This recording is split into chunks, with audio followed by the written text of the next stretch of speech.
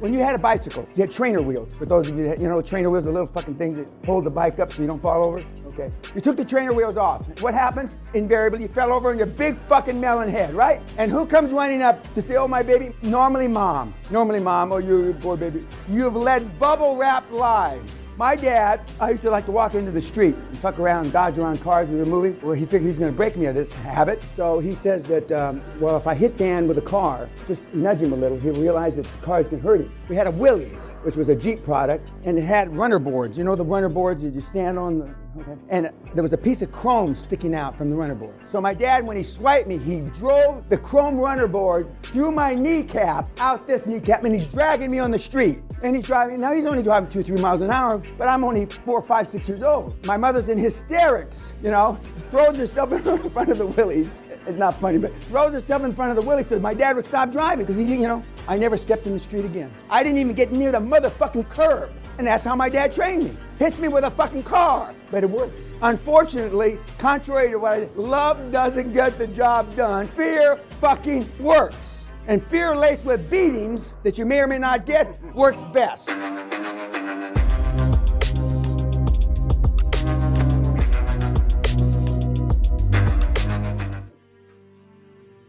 Nobody's ever had to motivate me in my whole life. Nobody ever had to motivate Steve Jobs in his whole life. Nobody ever had to motivate Henry Ford, the first, in his whole life. And I can go down the list of every single fucking one.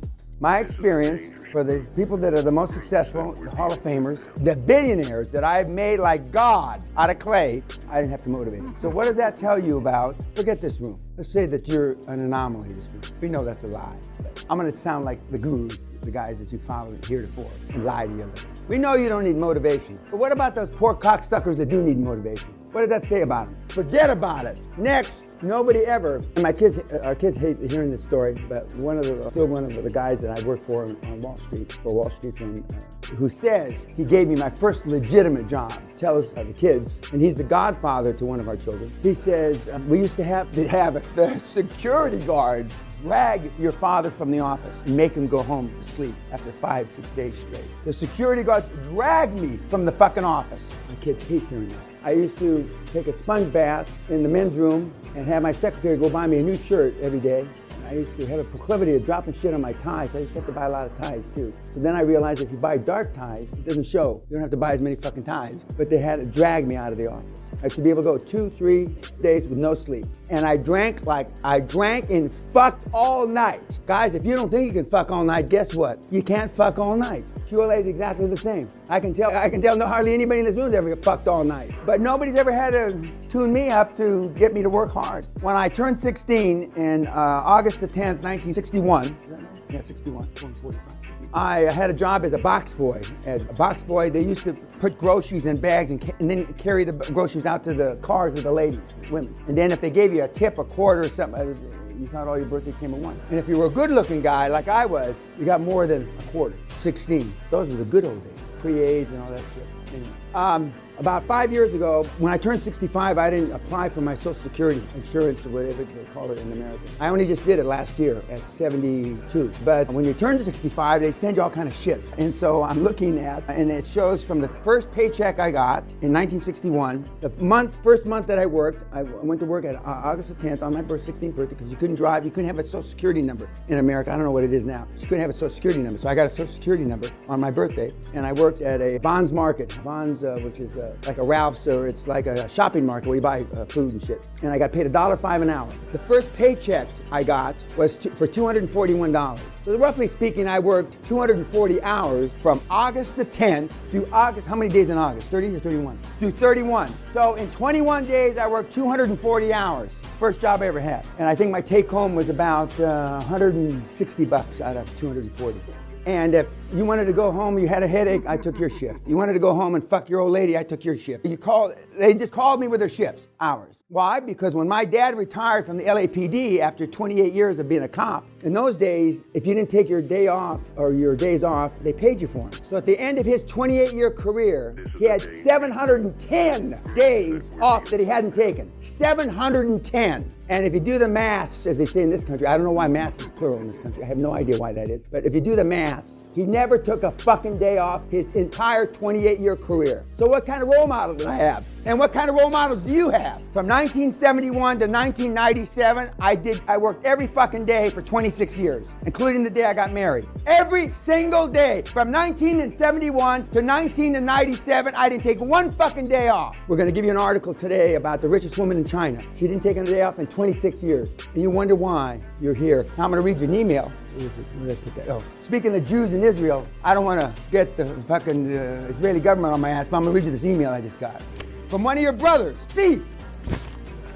But if I have to motivate you kids, you're not gonna make it. Now there's a difference between keeping you accountable, because I'm not motivating you, and you'll fall off the turnip truck or the beer wagon or whatever the fuck you wanna call it soon enough. You'll be led by your own devices. Lack of focus, lack of commitment. Now see, I don't consider commitment and focus as sacrifice. You do, and your significant others will, and when they leave you. I like when the pregnant bitch leaves you when she's 7 months pregnant. She's trying to put Jewish guilt on you. Don't let, and then they really have a fat ass. Don't let the door hit you in a big fat ass, sweetheart, on the way out. And I like the ones when they gain 60, 80, 90 pounds, you know? Big tubs of shit. When their fucking thighs are this fucking big, you should have rolled down that thigh. But if I have to motivate you, you wasted your money. Do you realize over 70% of all the personal development shit that's bought never gets used? Over 70. Now you don't see that on any of the commercials, do you? It's not even opened. Now, Forex trading, we got a couple of pretend Forex traders in the room. In America, you have to put on the bottom of if you read quickly, over 88% of all Forex trades end in losses.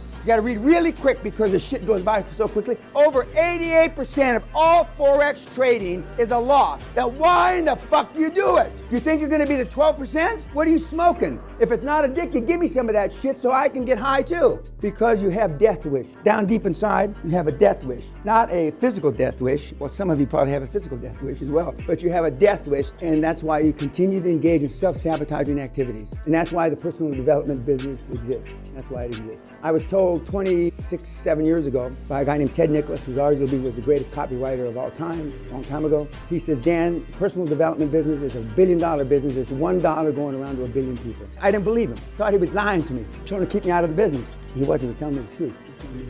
Okay, last night you saw Steve, right? Danlok. Okay, let's start with Steve. One word to describe Steve. Asshole. And those are the people that liked him. What else about Steve? Ruthless. He understood that emotions were a weakness. Maybe that's why he was such a fun guy to be around, I guess.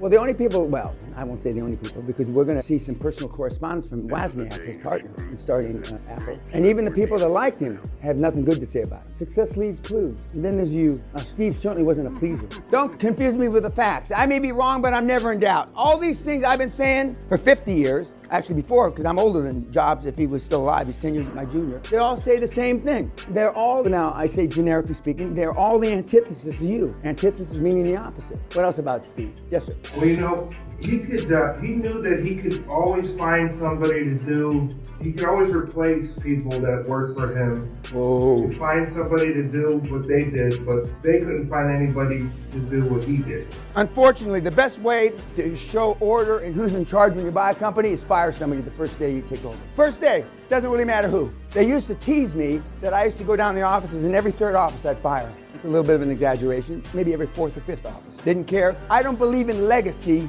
knowledge in a company, especially today with the computers. 40 years ago, there was legacy. Some old fart knew how to do something, but not today. You can hire any dipshit out of university or out of a trade school or out of fucking high school. You can teach them how to program. I mean, now for sure, there's no legacy. But because you're pleasers, you don't want to fire anybody and you want to be liked. If you think when you buy a company that's 10,000 employees, you think those 10,000 people are going to like you, you're full of shit. They're going to be scared. There's whores in church because they've got mortgages, they've got children, they've got mother-in-laws, they've got to support, and they're afraid you're going to fire them. And why would they be afraid you're going to fire them if they were good employees? Because they're not. They're worthless pieces of shit. Remember, 87% of the people on the planet are unhappy. And there's two major things they're unhappy over. Either their family and or their job. What else is there to be unhappy about? What else about Steve? Yes, sir. I know it was just a movie, but I was kind of struck that. Now that movie, that's the third movie about Steve. There's a fourth one coming out, and every one that comes out is worse than the one before. The longer you are dead, the more shit they say about you. But go ahead. Well, he would never praise anybody. Correct. It wasn't. So he was so driven, but it seems like they never met his expectations. No matter what my children do, they're never going to meet my expectations. If they're co-CEO of the planet, not good enough for me. And guess what? They're ahead of the curve 500%, 2,500% of their contemporary millennials. But I mean, I tell the kids, you compete against weenies, little vagina weenies. Big fucking deal, you're the head of the class. So what? Whereas you would, oh my poor baby. When you had a bicycle, you had trainer wheels. For those of you that, trainer wheels are little fucking things that hold the bike up so you don't fall over. Okay. You took the trainer wheels off. What happens? Invariably, you fell over on your big fucking melon head, right? And who comes running up to say, oh, my baby? Normally, mom. Oh, you poor baby. You've led bubble-wrapped lives. My dad, I used to like to walk into the street and fuck around and dodge around cars we were moving. Well, he figured he was going to break me of this habit. So he says that, well, if I hit Dan with a car, just nudge him a little, he'll realize that the car's going to hurt him. We had a Willys, which was a Jeep product, and it had runner boards. You know the runner boards you stand on? Okay. And there was a piece of chrome sticking out from the runner board. So my dad, when he swiped me, he drove the chrome runner board through my kneecap, out this kneecap, and he's dragging me on the street. And he's driving, now he's only driving 2-3 miles an hour, but I'm only 4, 5, 6 years old. My mother's in hysterics, throws herself in front of the Willys.